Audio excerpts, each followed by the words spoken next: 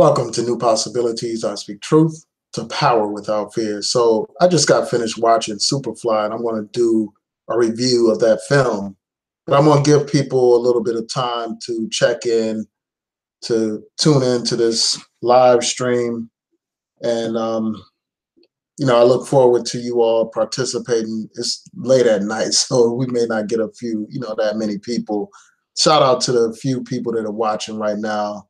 Much respect to you for tuning in. But I want to talk about this movie. But before I do that, I want to let you all know that I will have another live stream sometime this weekend.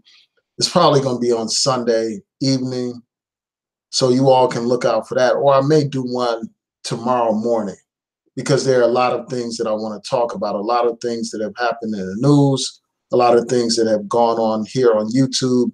So I plan to address a few of those things. So you all look out for that. I want to do a couple of hangouts, either one in the morning or, one on Sunday evening. So you all look out for that because, while I was going to the movies, I was just skimming through not Facebook, but through YouTube. And I saw that Cynthia G did a video, and she was talking about, people putting her name in their mouths, people using her name to get views and this and that. So I want to talk about that because she talked about some YouTubers that I really respect. She was very disrespectful to them. And I want to know from y'all, what did y'all think about that? For those people that tuned into her Google Hangout this evening, and I think it's still going on.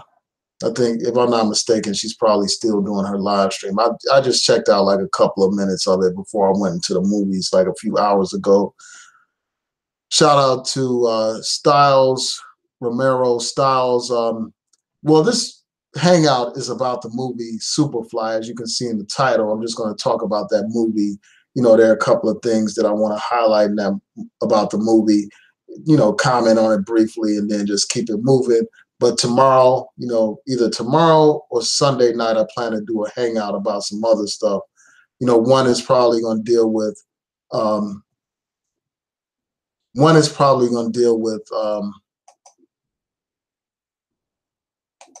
on one second, y'all. So one hangout is probably going to deal with the situation involving Cynthia G, because she was saying some very disrespectful things to some YouTubers that I really respect. So that's one hangout that I plan to do. Another hangout that I plan to do is about current events. I want to talk about the Bill Cosby situation. I want to talk about some other developments. I may talk about some politics. There's a whole bunch of things happening in the news. Waffle House, there has been another incident at Waffle House. I want to talk about that. There's some other issues involving police and voting rights. So there's a wide gamut of things that I want to talk about. So you all look out for that. But for this video right here, I want to talk about this film, Superfly. And I don't know how many of you are familiar with the original Superfly film that that happened way back in the 60s or 70s. It may have been the 70s, actually, during the height of the black exploitation films, where you had movies like The Mac, you had Foxy Brown, you had a whole series of movies, Shaft and Superfly, and a whole bunch of other movies that were about black characters, black characters in the inner city and stuff like that. And these films came out at a time when you had the emergence of black consciousness, you had political awareness. So there was a need and a call for more black films dealing with black issues. But what happened was, with the exploitation films, what they did is they perpetuated a lot of negative stereotypes, where the heroes in these films were pimps, the heroes in these films were drug dealers and other type of undesirable people in a lot of these films, gangsters and stuff like that. So this whole situation has resulted in a situation where you have remakes of these films. Like recently, you had this Superfly film that I just saw, and then a few years ago, they did a remake of the movie Shaft. So I want to talk about this. So, this probably will have some spoilers in it. So if you haven't seen the film, you may not want to watch this Google Hangout because I'm going to talk about some of the things that happen in the film. So the film is basically about this drug dealer in Atlanta who wants to basically get out of the business. You know, he's witnessed a shooting, he almost got shot, and because of that, he decides that he wants to get out of the drug dealing business. So he has to deal with, you know, several different conflicting problems. Like the first thing that he has to deal with is a rival drug dealing operation, you know, a rival gang. He has to deal with the Mexican cartel, you know, that's posing a, you know, an issue for him. You know, you have a situation where the Mexicans become like his key supplier of cocaine, and he has some conflict with this Mexican drug lord. So he has that conflict. Then he also has a conflict with some corrupt police. So there's a lot of stuff going on in this film. And the first thing I want to do is just compare the original to this remake. This remake is nowhere near as good as the original. You know, the original had better music, you know, classic songs that people still play today. You all know about Curtis Mayfield's famous soundtrack for the original Superfly. You know, it has classic songs on it, songs that basically told the story of this film, Superfly, where if you just listen to the soundtrack, you would know a whole lot about the film. Well, in this remake, they did not have any kind of music that was anywhere near the quality or, you know, the substance of the original soundtrack. So that's one thing that's, you know, taken away. You know, that's one thing that's a minus for this new remake. You know, the music is not as good. You know, with that original soundtrack, you had one artist performing all the songs. So there was continuity in the soundtrack for the movie. And also the songs basically told a story about, you know, this particular film. But here you didn't have that kind of consistency. Instead, what you had is him, you know, them basically play some of the tracks from the original soundtrack, which are out of place in today's time. You know, those songs in the original soundtrack came out back in the 70s, as I was saying. So those songs don't necessarily fit with today's time. So that's one criticism, you know, the music.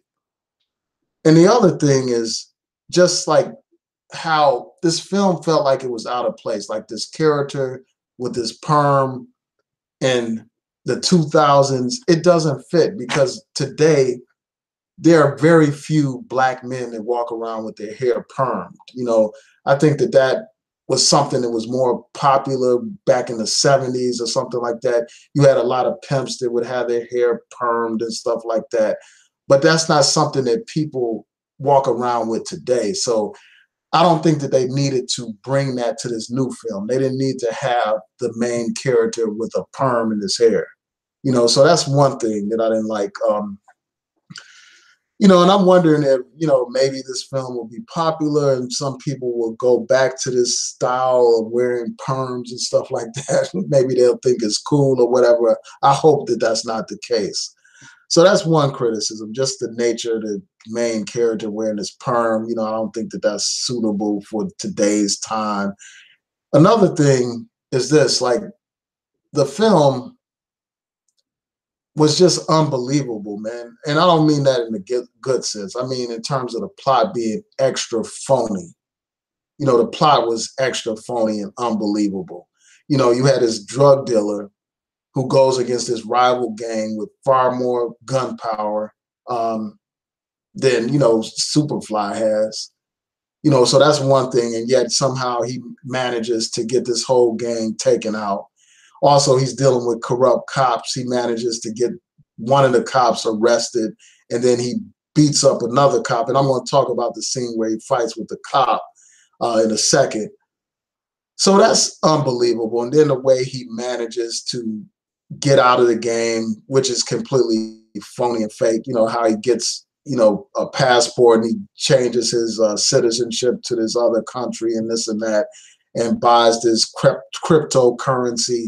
All of that is just completely unbelievable. And I think that it sells people false hopes and false dreams. You know, this idea that somehow you can get into the dope game and do all this dirt and sell poison to your people and then somehow emerge from that like free and independent and stuff like that.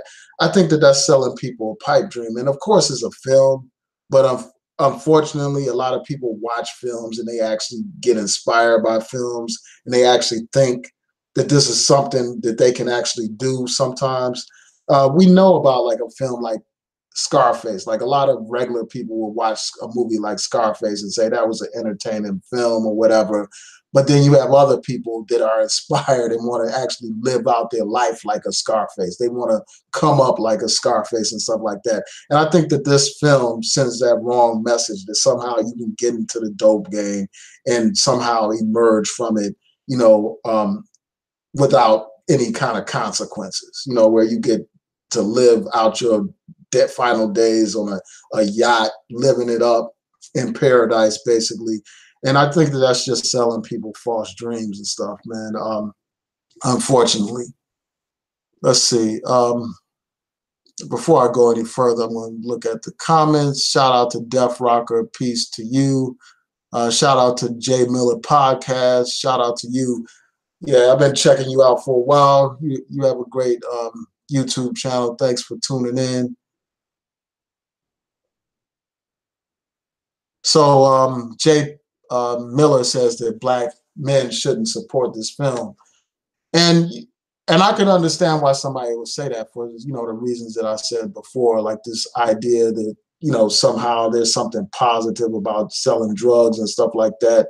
You know, there's something good about that. Again, you know, I pointed out how that's problematic when you present this idea that a person can make it as a drug dealer. We know that most drug dealers end up dead or in prison, and some of them end up on drugs. So I think that this film kind of presents like a romantic image of a drug dealer. You know, it makes this drug dealer like the hero of the film. And I think that that's problematic on so many levels, especially given the fact that our communities are plagued by drugs and drug dealers. You know, drug dealing is part of the reason why you have violence in many neighborhoods in Black America. You know, you see the scourge of drugs in terms of people being strung out on drugs and the devastating impact that it has on their lives.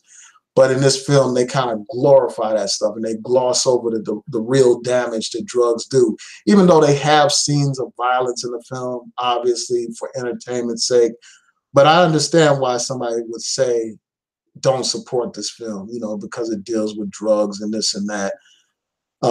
So I understand why somebody would take that position. But for me, I see it as just another film, just like, you know, any other film that you would see, like, you know, like these other gangster movies, like a Godfather or Goodfellas or something like that. It's just in that same category. I think that the problem comes into play when those are the only kind of images that we see, or they become the predominant image that we see, especially in hip hop. Like that's the predominant message in hip hop.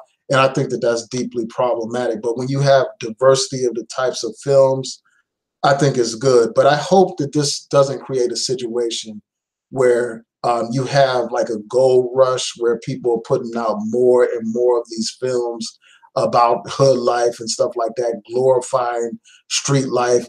Now, I don't have a problem with a film that deals with drugs as long as that film doesn't glorify that lifestyle and it shows the harshness of that lifestyle. Now, again, this film does have violence and stuff like that, but at the same time, it romanticizes this gangster lifestyle, and that's deeply problematic, given the fact that it's the drug lifestyle that results in people being locked up. You know, it results in this mass incarceration situation. It results in young Black men being killed, snuffed out in their prime, and all of that. So that's one thing that I wanted to talk about. And then another thing that comes up in this film is this whole question of police brutality. Like there's a scene in this film where this character, Freddie, is gunned down by this crooked police officer. This police officer, stops the vehicle, after stopping the vehicle before, he again stops it again. And then he approaches the driver's side of the vehicle. And then this officer has his hand near his gun, near his holster. And what he says is this. He basically says, well, he starts shouting, gun, gun, like he's reaching for something. He's reaching for something. And then he proceeds to fire upon this character, Freddie, killing him, shooting him to death. And, the camcorder from the police car records the incident. And then this crooked cop, this murderous cop, is viewed as a hero. Once the film comes out, they're saying that he was justified in shooting this guy, Freddie, when really it was just a setup. Really this officer intended to murder him. And it reminded me of that whole Philando Castile situation. That's what I thought about when they played that scene. And I'm sure that that's part of what they were thinking about, because in that particular scene, there was a woman in the car as well. And I can't recall if she was killed as well when this guy fired upon him. If I'm not mistaken, she was killed. So he fired upon this car, whatever, shooting her, shooting at this man, killing him with the woman in the car. And it reminded me again of the Philando Castile situation. And at some point in this film, Superfly confronts this officer. He's in a scene where he has a chance to kill this officer. He takes the officer's gun, but instead of shooting and killing this officer, Superfly proceeds to beat the hell out of him. He takes his baton and starts beating him with the baton and all that kind of stuff, severely damaging him, hurting him, but he doesn't kill him. He just beats him real bad and all that kind of stuff. And as he was beating his cop, I was thinking about that scene from Django, where Django takes the whip and he actually beats the slave master. And that one scene is like an empowering scene, especially like given the fact of all these incidents of police brutality that we hear about, that we see. We are constantly bombarded with videos of police killing Black men in particular, and no justice being rendered in those cases.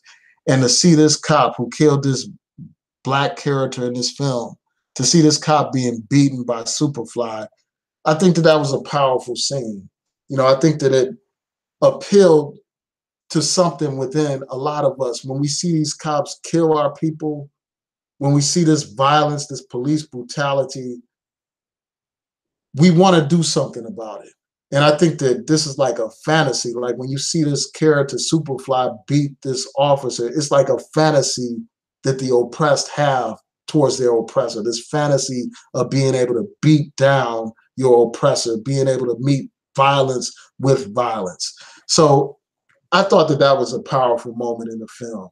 And that was one of the best moments in this film to me, as far as I'm concerned. And I would say that that's the highlight of the film. I mean, the rest of the stuff, was subpar. I think the acting was so-so.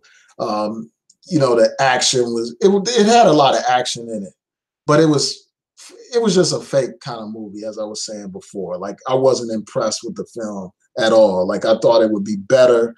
This film is not on the level of a movie like Belly at all. Like, and that's what at first when I saw the commercials for this film, I thought that perhaps this was a Hype Williams film or something like that, like Belly.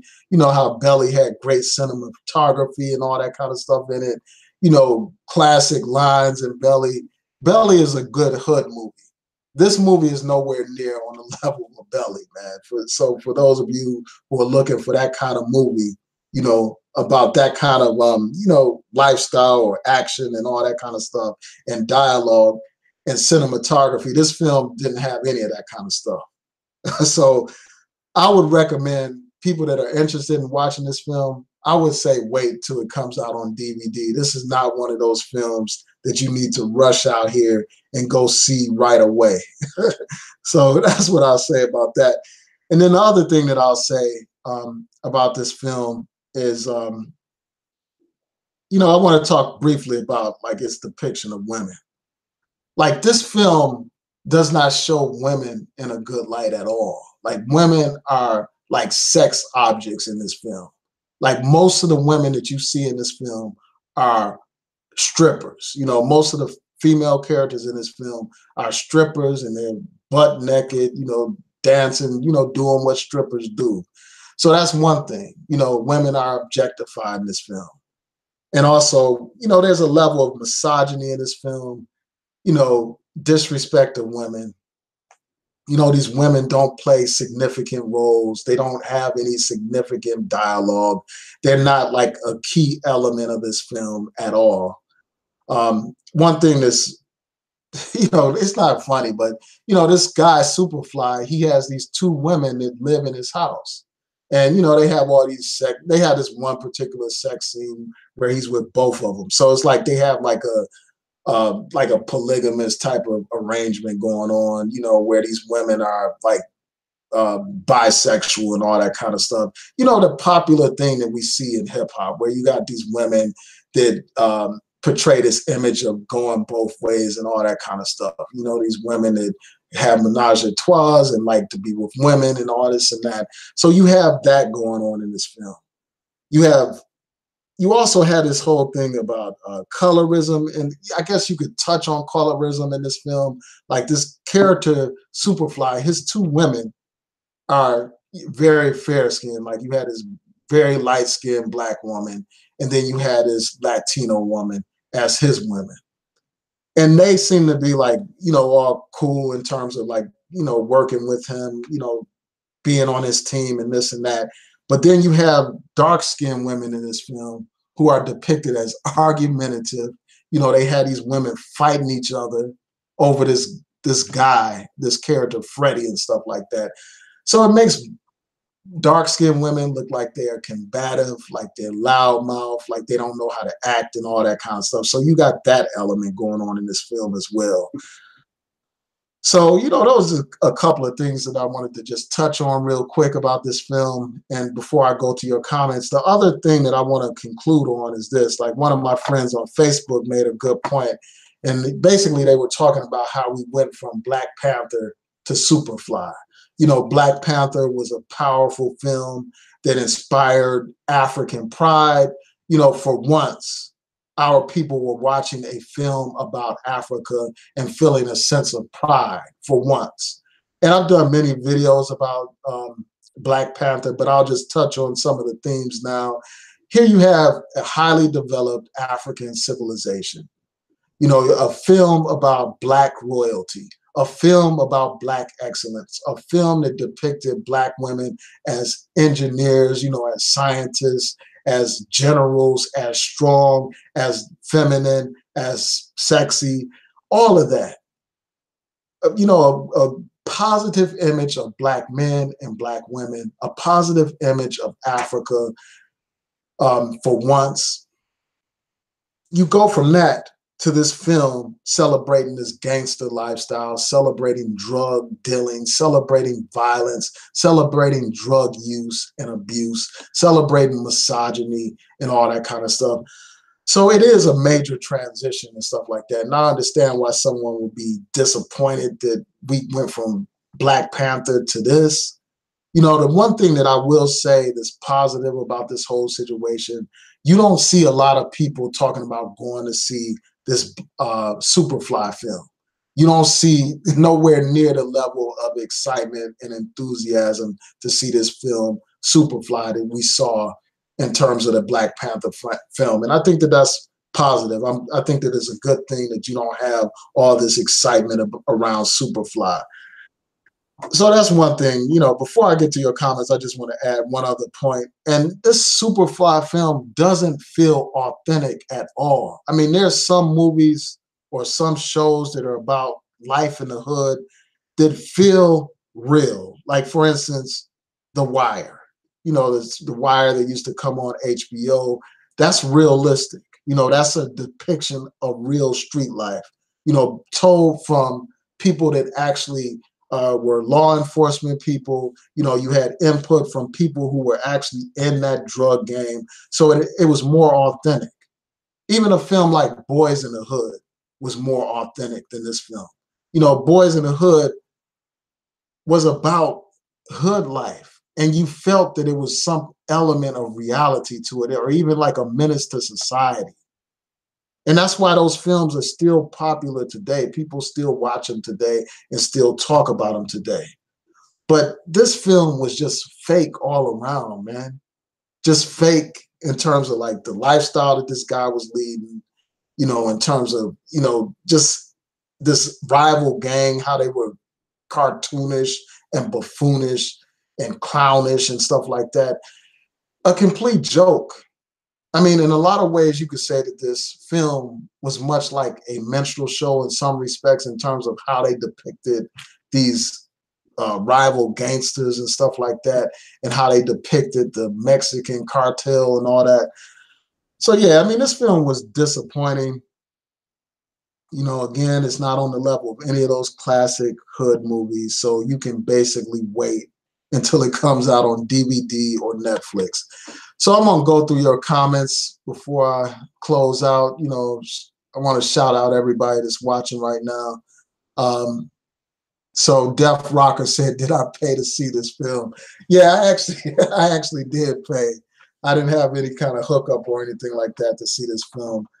But I like to talk about social issues. I like to talk about cultural issues, pop culture, and all that kind of stuff. So I thought that it was worth it to just check it out to see what it was about for myself, instead of depending on others to, you know, provide their reviews or their feedback about the film. I wanted to check it out for myself. Shout out to Jalen TV Podcast. Okay, so Jay Miller said that you just quit YouTube. Wow, you no longer making videos? Why not? Why did you decide to quit? Why did you quit YouTube, man? I know a lot of people say they're quitting YouTube. Are you for real? Or are you going to be like these other people that bounce back and do videos again? I've heard that so many times, people saying they're quitting YouTube, man. But I'm really interested in knowing why you quitting, because you've been on here for a long time and you've created some great content. You have a great following. So why are you deciding to pull out now from YouTube? Shout out to Doug. Thanks for tuning in. And before I go any further, I want to shout out the people that have made donations during the chats, my past chats. And I want to shout out some people that have made donations through my PayPal account. You know, shout out to Robert J. Powell, and shout out to Rita. You know, much respect to y'all for making your donations. I really appreciate it. Um, and the value of the donation, the amount of it doesn't matter. It's just the thought that counts. That means a lot. You know, it means a lot for people to understand that I'm offering something of value with this YouTube channel. So I appreciate you all making your donations to this channel. So I see that Jay Miller agrees about the drug dealing point that I raised. So Def Rocker said they're trying to bring back black exploitation films with this. And maybe they are, like, maybe they are trying to bring them back. I don't think this film is going to do that well at the box office. So I don't think that this is going to be like, if I'm not mistaken, like if you know, my experience here in Baltimore, like going to the theater is any indication of what's the trend around the country, I don't think a lot of people are turning out for this film. You know, this movie theater that I was at wasn't packed. You know, it wasn't sold out like with the Panther film. That film was sold out. You had lines going out the door and all that kind of stuff. So this is nowhere near going to be on that level in terms of success. And I think that that will impact whether or not we'll see more of these films. Just like how after that film Django, you saw a lot of slave films come out afterwards. So I hope that you don't have an emergence of these drug dealing movies, you know, perpetuating these negative stereotypes. Again, you know, I don't have a problem with Hollywood presenting a diverse number of or type of images or films.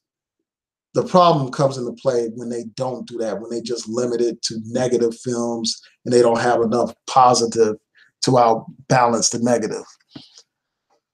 So let's continue on.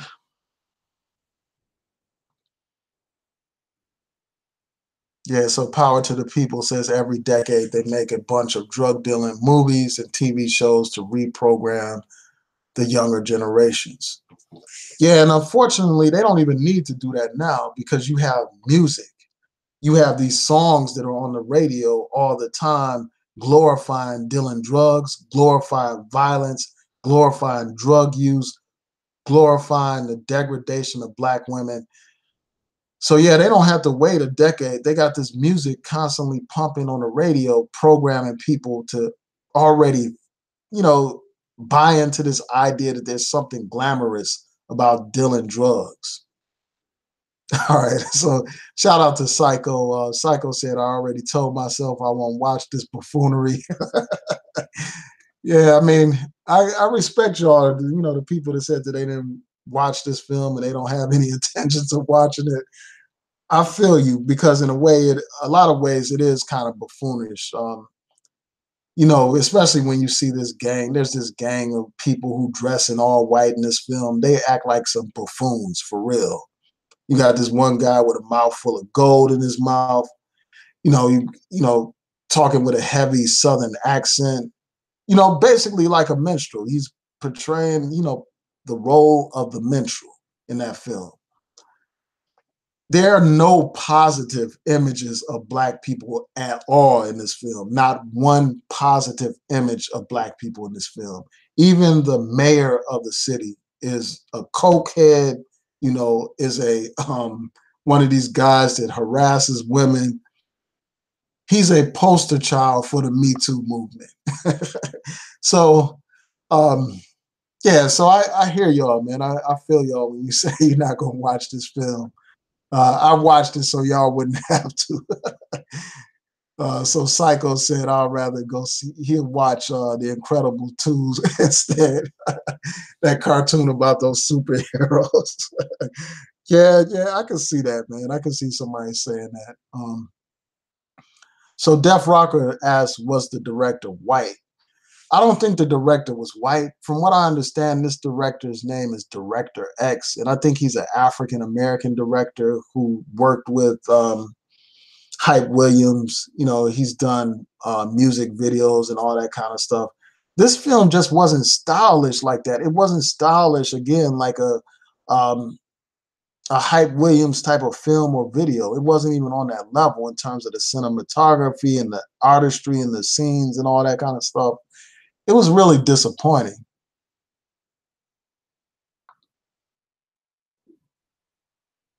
Yeah, so I see Doug said that he hopes that Jay Miller stays on panels from time to time.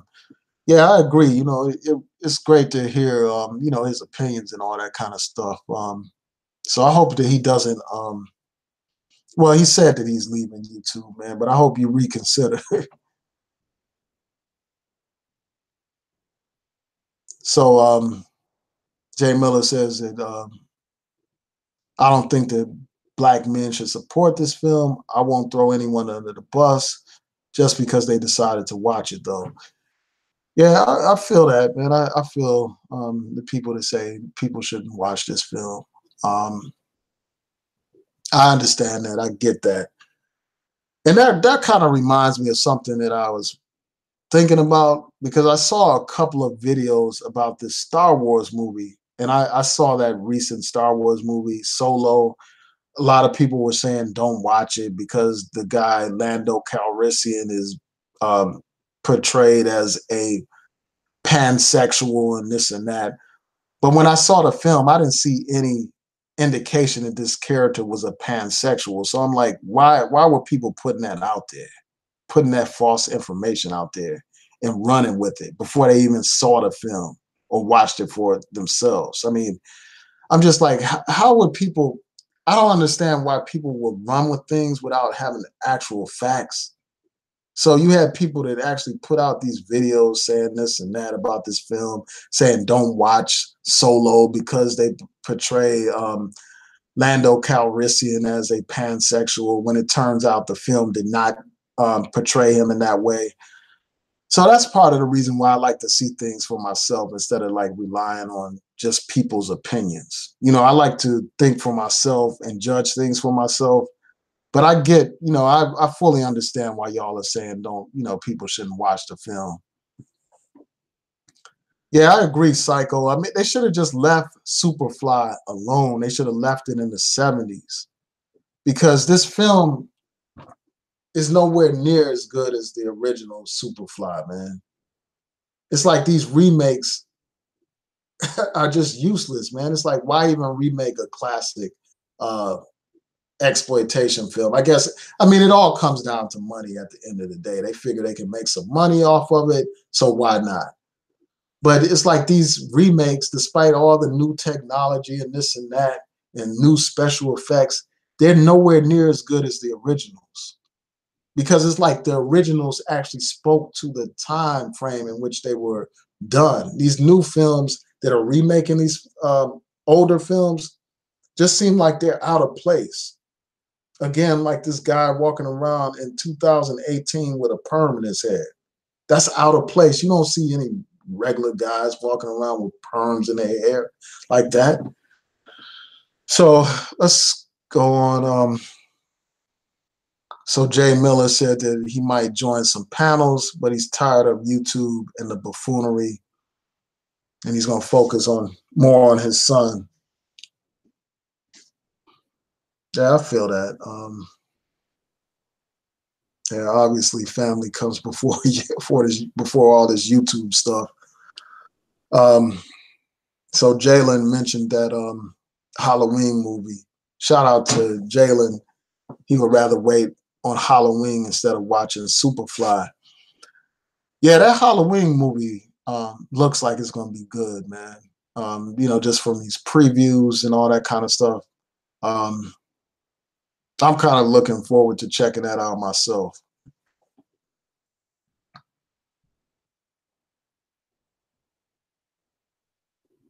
Oh, shout out to Elaine Lloyd.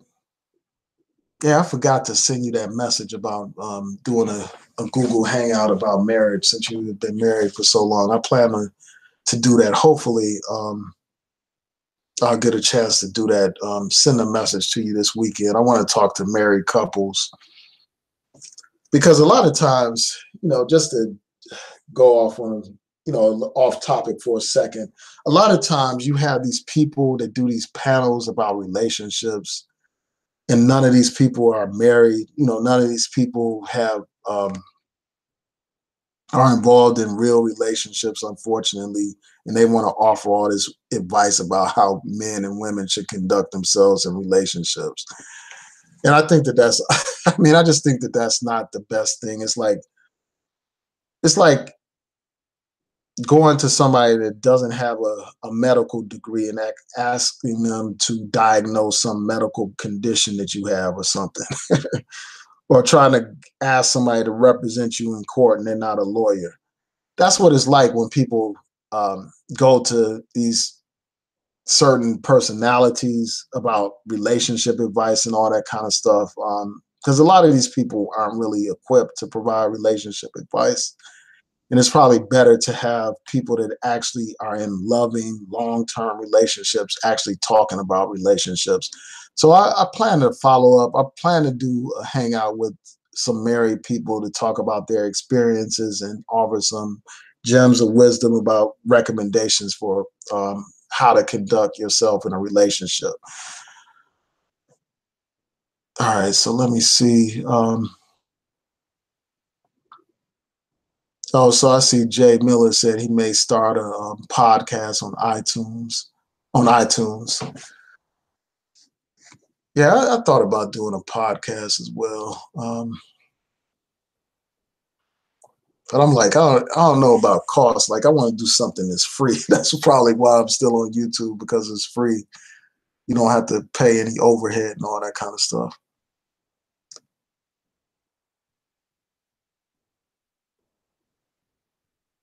Shout out to LA. Def Rocker said, I can't believe they called it Superfly. Yeah, and that's another thing. Like that terminology is not terminology that people use today. Like they tried to incorporate the word Superfly in this film, and it just seemed out of place because that's language from a bygone era. It's not relevant today.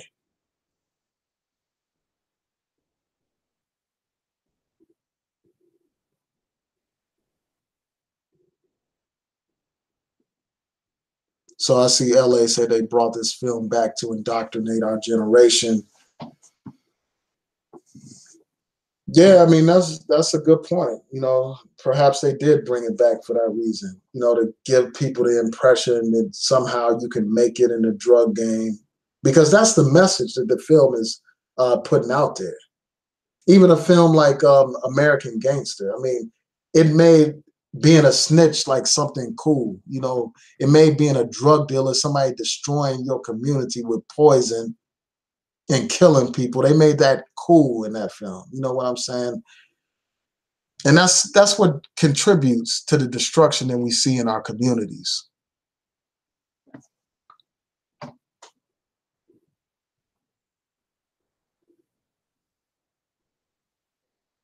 Yeah, so Jay Miller was saying that we need more black officers to deal with this issue of, I guess that's what you're saying, to deal with this issue of police brutality. And, I think that there's a point about that, like how we do need to have more black officers, and black officers can play a role. But if you don't change the structure of the system, it doesn't matter what race officer you have in that position. If the structure is not changed, these same black officers will engage in the same type of police brutality that you see these white police officers engaging in. That situation in Arizona where you had those cops beat this black man who was unarmed and who wasn't posing a threat. The main officer beating that young black man was another black man. A lot of these people that are in these positions of power, unfortunately, too many of them are like the overseer on the plantation. They want to impress their white bosses by brutalizing black people, by showing how they can be just as tough or just as brutal towards black people as their white counterparts can. We all know that song from NWA, After Police, where he talks about how the black police is showing out for the white cop. So sometimes, like, having black officers in place doesn't change the situation at all, unfortunately, because rarely do these officers step up and intervene in these cases of police brutality. They just sit on the sidelines, unfortunately, doing nothing while white officers kill and brutalize our people. Unfortunately, that's what they do. And in many cases, you have these black officers participating in the brutality against their own people.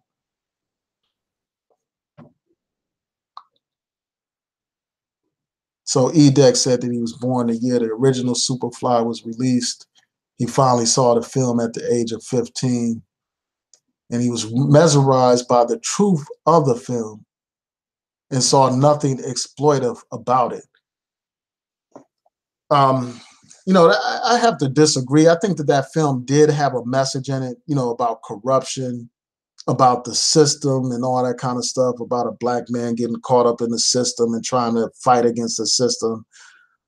But I think that message was outweighed by the message glorifying drug dealing. That's my problem with the film. I see it as an entertaining film, a classic film, great soundtrack and all that stuff. But in terms of the overall message that somehow you can get into the drug game and somehow emerge on top, somehow emerge as a hero in the black community, I think that that's a negative image. And it's exploitive to go from a situation where you had black people admiring black activists. You had black people admiring, the Black Panthers, admiring Malcolm X and, Martin Luther King. And these films took the focus away from real heroes and made the people admire drug dealers, made the people admire gangsters, made the people admire pimps and prostitutes. That's what black exploitation films did. And that's the problem with those films. And that's the problem with today's hip hop. That's the problem with films like this Superfly film and these other movies that I mentioned. Because like even A Menace to Society, they had a message in there, you know, that you had gems in there where they are talking about knowledge and stuff like that and about self-destruction going on in the black community. And you had the same in Boys in the Hood, a couple of messages sprinkled in there.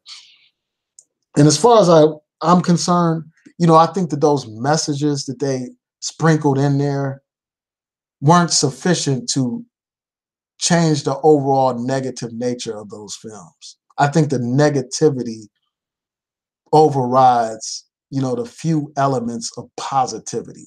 It's like somebody taking some feces and sprinkling some sugar on it and expecting people to think that that's something good now because you sprinkled a little bit of sugar on it. That's how a lot of those hood movies are. You know, it's like they sprinkle a little bit of sugar in terms of a little bit of knowledge about this and that, but the overwhelming product is negative. The overwhelming product stinks.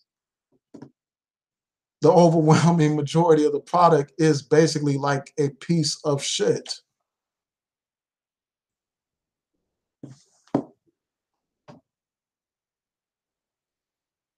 All right, so Elaine Lloyd said the black cops always end up being coons. A lot of them do, unfortunately, end up being coons, but you also have some black officers who do speak out against police brutality, who do stand up, who are voices on the inside and actually try to make a difference and a change in the community. And I acknowledge that because I've seen them in action. I've talked to officers who have, you know, tried to do things to make a difference. So, yeah, so I can't say that that's absolute with all of them, but there is a significant number of them who end up being quote unquote coons. So LA is saying he's not surprised that I supported this film. I mean, does anybody in here hear me saying that I supported this film, that it was an awesome film, a positive film for black people? I mean, obviously you're not listening if that's the message that you're coming away with after checking out this video. Because I've said several things about the quality of the film, several things about the nature of the film that make it clear that I'm not a big fan of this film.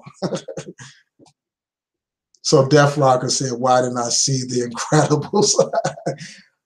I'm not watching no kids cartoon, man. The only time I used to watch those kind of films was when my older daughter was younger. You know, I would watch, well, not, I still watch them. Like I'll watch them with my younger daughter every now and then. So that's my only excuse for watching one of those little kid movies. If I'm taking, you know, my younger daughter to see it, my older daughter is a teenager now, so she doesn't watch those films. But that's the only time you'll see me watching something like The Incredibles. So Edek said, I hate censorship of any kind. I will be going to see this film either this weekend or next weekend. Yeah. Yeah, I mean, I hear you about not liking censorship and all that kind of stuff. People should check out things for themselves and judge it for themselves. So I hear that. All right, let's keep it moving. So LA checked out, nothing to learn here. I'm out. That's funny, man. I didn't think this was a learning session. I'm just sharing my opinions about something. I mean, people could say that about a lot of his videos where he's roasting people and insulting people and, you know, doing what he does, man. They can say that all the time about not learning anything on one of his videos. But I hear you. I mean, it's your prerogative to tune out. All right. And I hear you. I mean, so Jay Miller says the word coon needs to stop amongst black people. Black people need to stop saying that. word. And I did a video explaining like why I use that word, and I use other words and stuff like that. And I won't go into it now, but I think that people who are enemies of their community, they deserve to be shamed. And calling somebody a coon is a way to shame those people who have acted as traitors in our community, who have snitched on our community, who are working to the detriment of the community. So I think the least that those people need to be worried about or concerned about is people calling them coons and this and that. But I do get the whole thing. Like people were saying, well, that's using the white man's, racial terms and this and that. But I think that those people deserve to be insulted. And what better way to insult them than to call them a coon or call them, some other name, And that's what I noticed. Like a lot of times when you try to shame these sellouts in our community, you have people that push back against, using calling them names and stuff like that. And on some level, I get that. But, you call them an Uncle Tom, they say, well, Uncle Tom was a hero and this and that. So that's the wrong term to use. You call him a coon, they say that's the racist white man's language.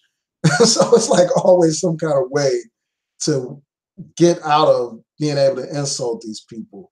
I think that they should be insulted. I think that they should be called out. I think that they should be ostracized. Anytime you got Black police participating in brutality against Black people, Black police serving as informants on Black organizations, I think those people should be called out. And they're lucky that all Black people can do is call them coons and call them sellouts and traitors and this and that.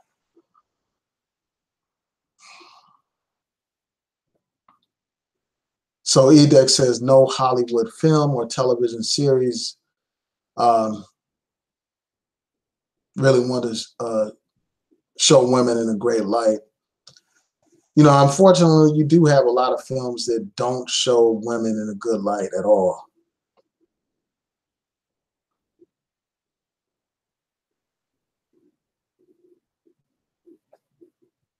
Just bear with me a second. I'm looking through your comments. So Power to the People said the fact that they did not portray one Black person in a positive light in this film is very telling of the motive of the movie. Exactly.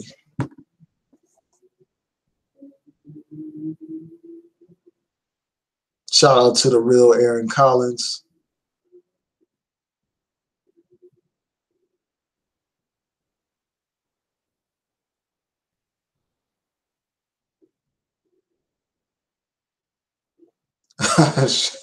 So Psycho said, I prefer coon, and I agreed. People aren't going to shame me from shaming them self-haters. Yeah, I feel you, man. But anyway, I didn't want to keep y'all too long. It's real late. It's like almost 1 o'clock in the morning. And, so I want to thank y'all for tuning in. I'm going to do more of these live streams, more of these Google Hangouts and stuff like that. So look out for me posting some Hangouts. I already mentioned that I have a couple of Hangouts coming up sometime this weekend. So I want y'all to tune into those. And I will be reaching out to fellow YouTubers, and one of them will probably be Jay Miller. So look out, check your inboxes. And also I'm going to reach out to Elaine Lloyd. Yeah, and I checked out your channel. I don't think you have any actual videos up. So you should start posting videos, Elaine. I would be interested in hearing your viewpoints on different issues. So I'm going to go over these last couple of comments and then I'm out. So Elaine Lloyd said, coon is very accurate.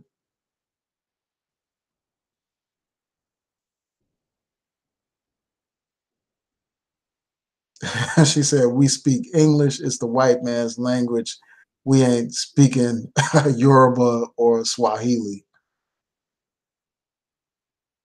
And Big Game Orenthal James said, people just want to coon without being reprimanded.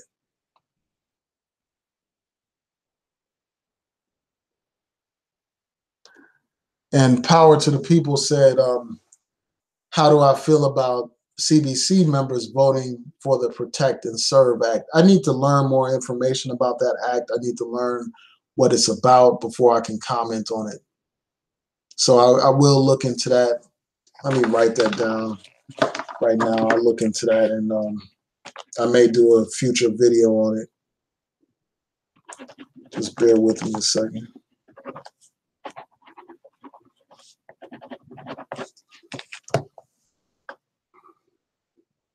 Shout out to Fresh and Sassy, Plant-Based Living. I wonder if you have a channel with actual content. Let me try to check out your page real quick. My daughter's a vegetarian, and oh yeah, I see that you do have a channel, so I'm going to check out your channel. So with that, I'm going to say peace and blessings to everyone. Thanks for tuning in.